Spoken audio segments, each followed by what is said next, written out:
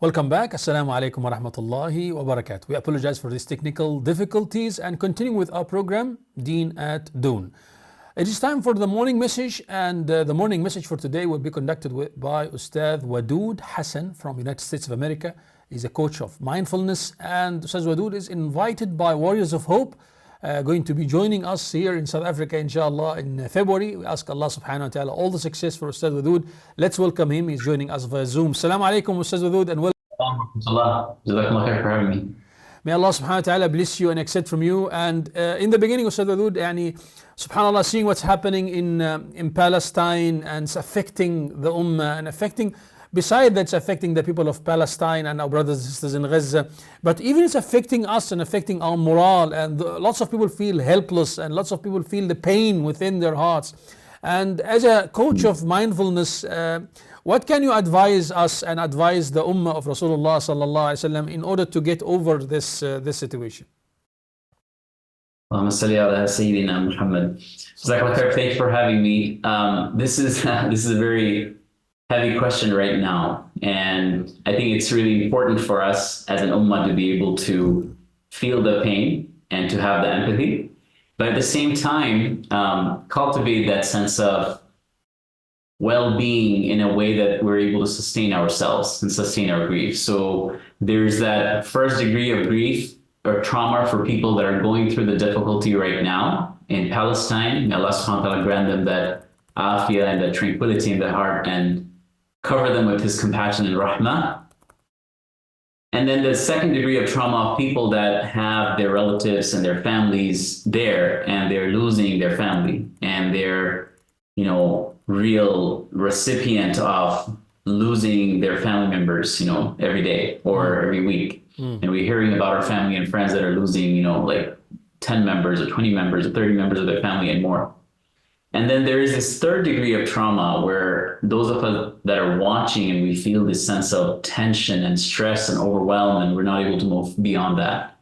So first and foremost, always coming back to Allah subhanahu wa ta'ala, always coming back to being mindful of Allah. What we do in terms of our mindfulness work, and when we started this work, we didn't know that we would be doing training that actually helps organizations in South Africa like Warriors of Hope that serves families that are dealing with loss and grief. We just met a family that lost their child, for example.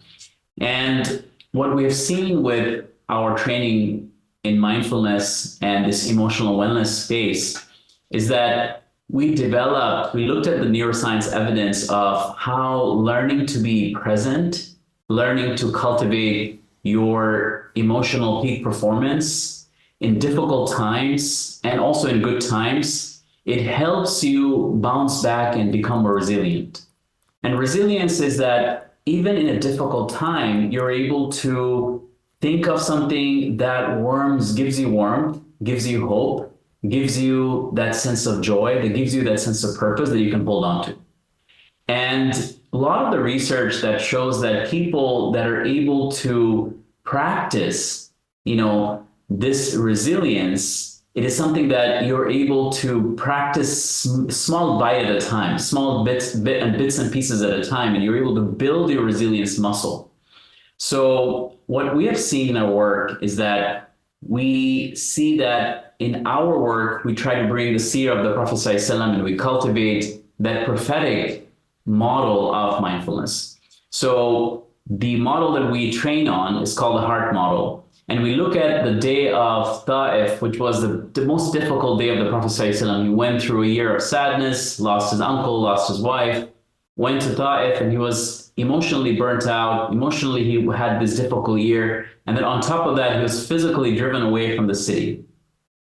And how does the Prophet ﷺ process, he's bleeding and he's completely rejected. He's gone through this emotional burnout, now this physical pain. How does he respond? How does he react? A lot of times what happens is that when we don't train our brain to come back, to become more mindful, more present with Allah subhanahu wa ta'ala, then instead of responding, we react. And we see that on that most difficult day of the Prophet ﷺ, he had the best response, the response of compassion and mercy. But how did he get there? And this is where we extracted the heart model of mindfulness, that the first and foremost, the Prophet ﷺ, when he was sitting down and he was connecting to Allah subhanahu wa ta'ala, he had this deep sense of healing by being mindful and present with Allah. The first thing he did is turn to Allah and he said, "Oh Allah, I complain to you of my weakness, my scarcity of resources, and the humiliation I've been subjected to by the people." And then immediately after that, he reaches out to Allah with this beautiful name, "O most merciful of those who are merciful, O Lord of the weak, and my Lord too." And he says, "My Lord too." And this is something that we really have to understand, is that what mindfulness teaches us is that when we are able to really find this refuge, this memory, this hope, this visualization that brings us back to safety, brings us back to this present moment, and we're able to let go of the past, let go of the future, and really focus on the present moment, it heals ourselves. It has the ability to heal our brain. It activates the rational part of the brain when we are able to be present and when we are able to be mindful. So the Prophet ﷺ, he's doing multiple things. He's coming back to his safe space, in the refuge of Allah subhanahu wa ta'ala. Then in the most difficult time, he's bleeding. Instead of thinking about, his body, looking at his suffering, looking at the emotional suffering, or thinking about it, he's thinking and he's training his brain to think of something so healing, which is the rahmah and the mercy of Allah. Rahmati wasi'at kulla shay. Allah's rahmah, it surrounds all things.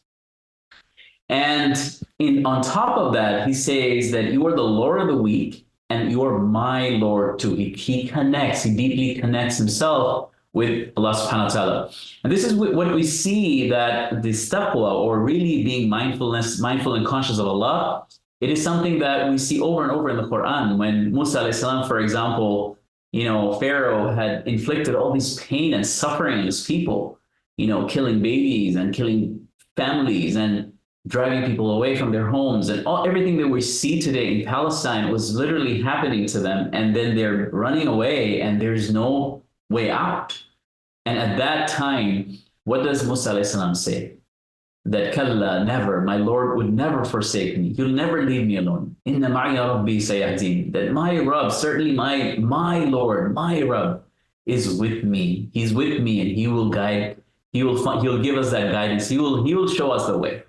So in terms of mindfulness science, when we learn to live in the present moment, when we learn with things that help us get to our warmth and our joy and our safety in our heart and in our brain, and we're able to have visualization of things that takes us away from all the horrible things that are happening to something more beautiful and calming and relaxing. For the Prophet, it was that connection with Allah, that visualization of Allah's rahmah and the name of Allah, and then that deep relationship he had with Allah subhanahu wa ta'ala.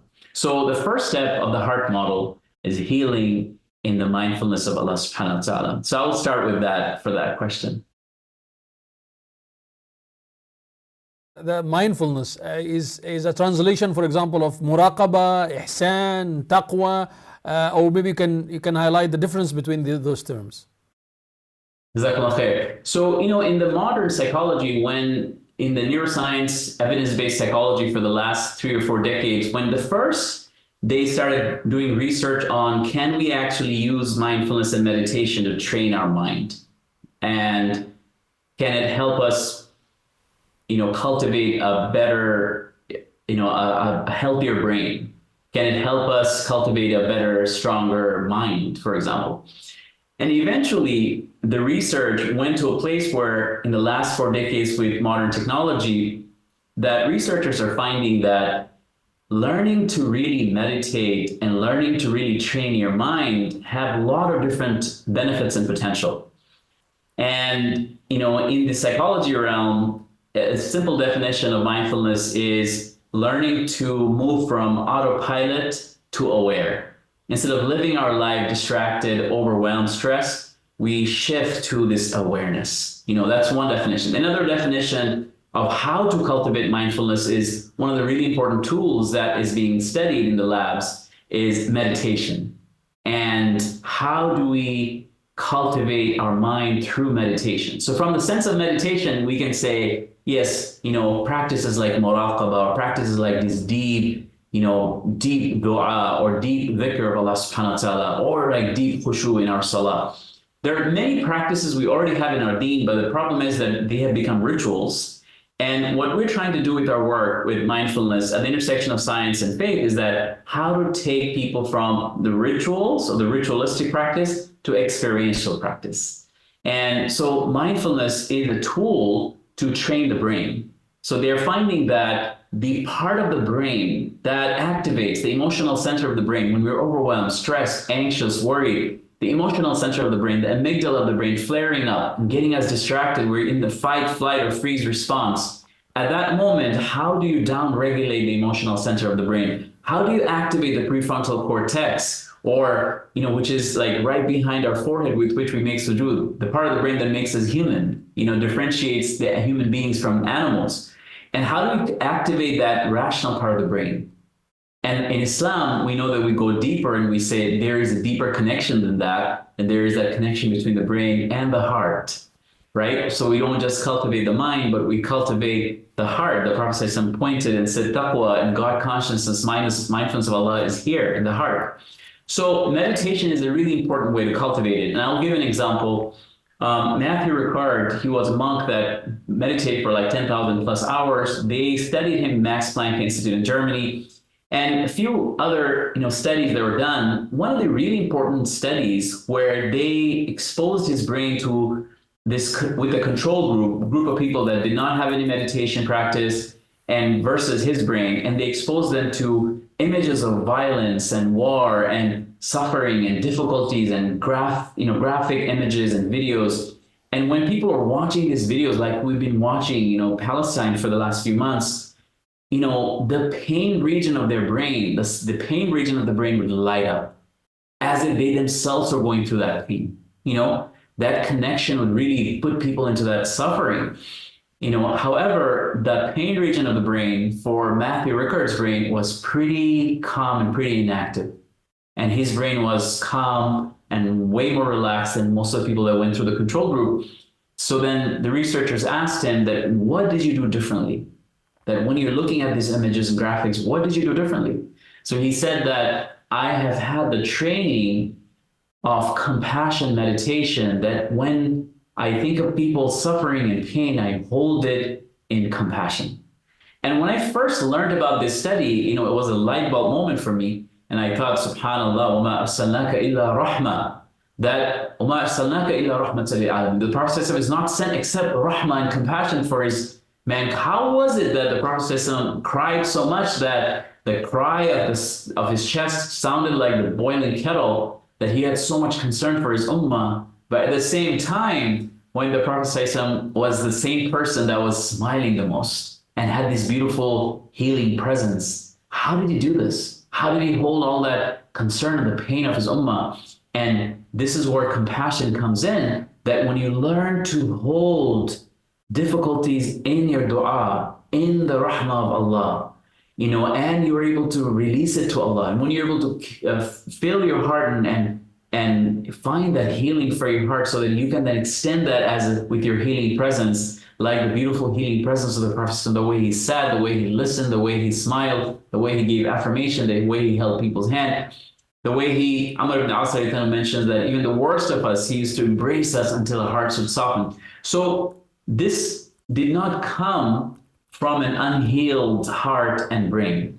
And it came from that deep practice and that deep connection with Allah subhanahu wa ta'ala. And we know that the Prophet used to sit in silence for long periods of time. And this is when he was in a deep state of the mindfulness of Allah subhanahu wa ta'ala. And also the way that he taught us how to be really connected to Allah, whether it is tadabbur of the Quran or tafakkur or muraqabah or just sitting in silence and reflecting. All of these practices are already given to us as a gift. It's just that we do not know how to use these as an ummah anymore. And what we're trying to do is, bring the evidence-based psychology and then bring the prophetic seerah and do training and coaching in these areas. MashaAllah. May Allah subhanahu wa ta'ala bless you for enlightening us about this. And for the Ustad, subhanallah, I'm sure you went through so many courses and you've given that already to so many people.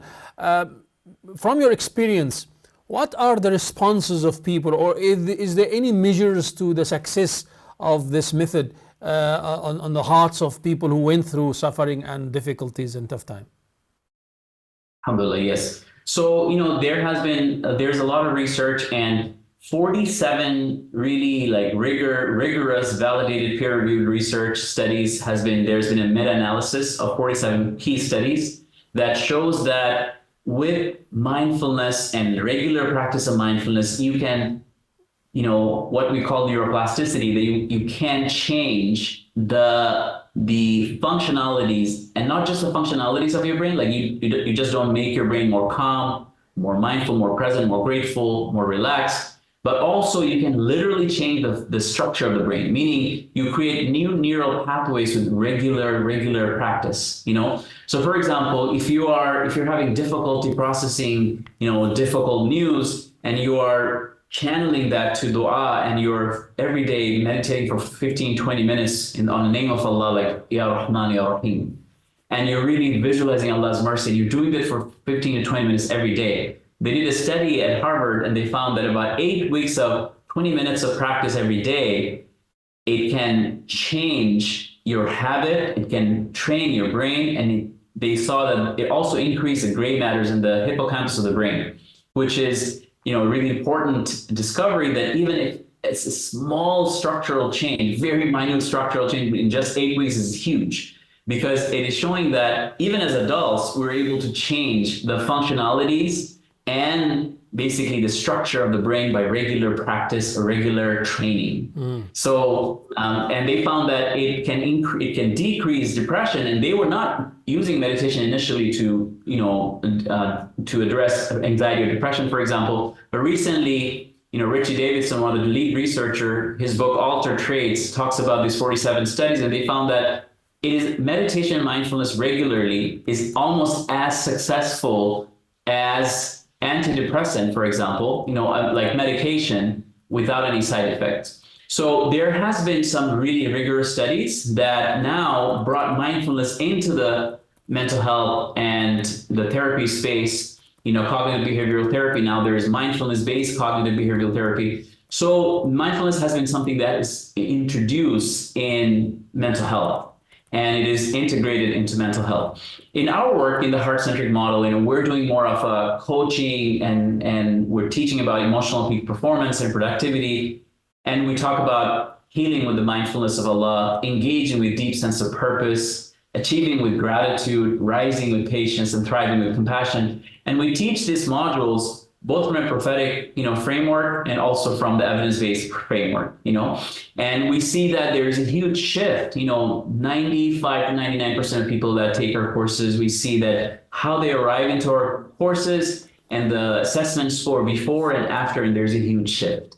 And everybody that is committed to practicing this 15 to 20 minutes every day, they're saying that they're seeing a huge change in the way that they're starting to respond to things. They're starting to think about things. They're starting to take perspective, better khushu in their salah. Of course, within our class, we have mindful salah and how to really have khushu. Like Imam Ghazali mentioned, the first requisite is hudur al-qalb, how to be present in your salah, for example, right?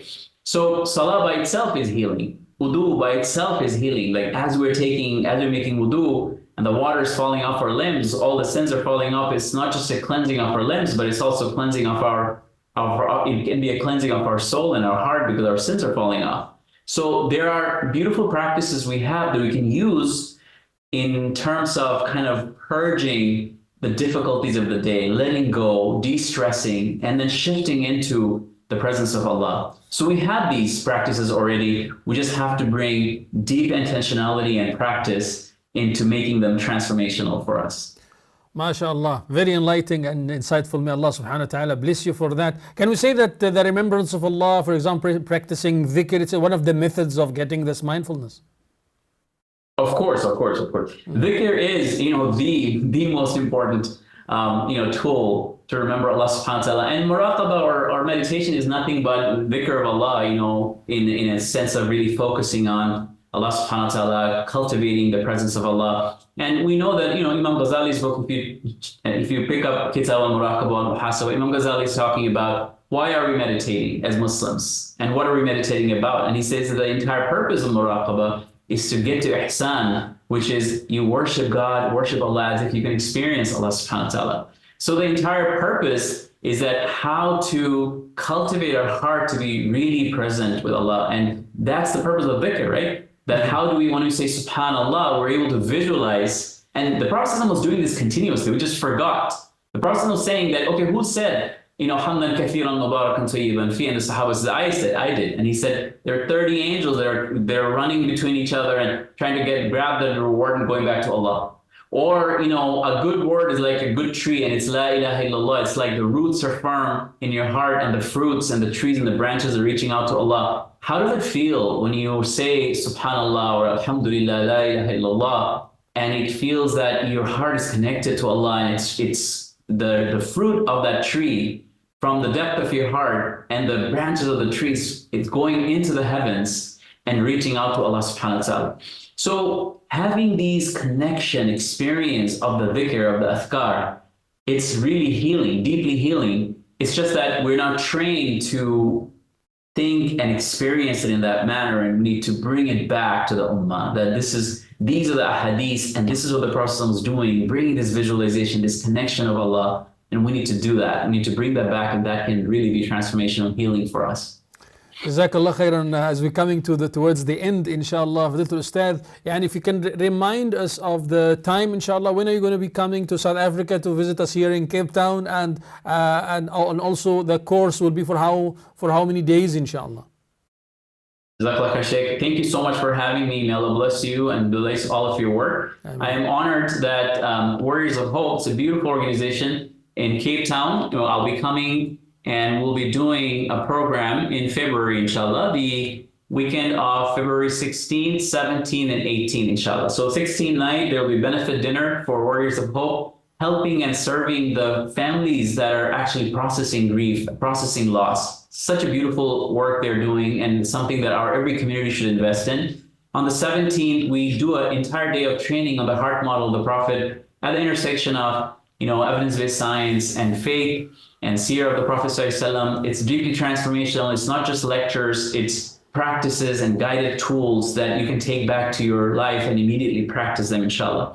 And on the 17th, we're doing a seminar. I think it's a part of the day, like 2 to 3 hours, on mindful Ramadan, how to cultivate taqwa in Ramadan, how to have a mindful Ramadan, now how to not just do more, but become more. لَعَلَّكُمْ تَتَّقُونَ. Allah is not just saying do a lot more, but He's saying become a better version of yourself. How do you cultivate the best version of yourself? So that weekend, inshallah, we invite everyone in Cape Town and the surrounding areas to come and join us and join our work. We would be honored to have you, and we'd be honored to be of service. May Allah subhanahu wa ta'ala bless you all and increase you. Jazakallah khair. The honor is ours. May Allah subhanahu wa ta'ala grant you success. Jazakallah khairan. And we anticipating, inshallah, you're coming. Looking forward to your visit to South Africa, to Cape Town. May Allah Azza wa Jal make it a blessed time. Allahumma ameen. And shukran for the enlightenment and the valuable advices you gave us this morning. Jazakumullah khair al-jaza. May Allah subhanahu wa ta'ala bless you, increase you, and accept from you. Shukran, Ustaz Wadud. Jazakallah khairan for joining us. Assalamu alaikum. Alaikum assalam wa rahmatullahi wa barakatuh.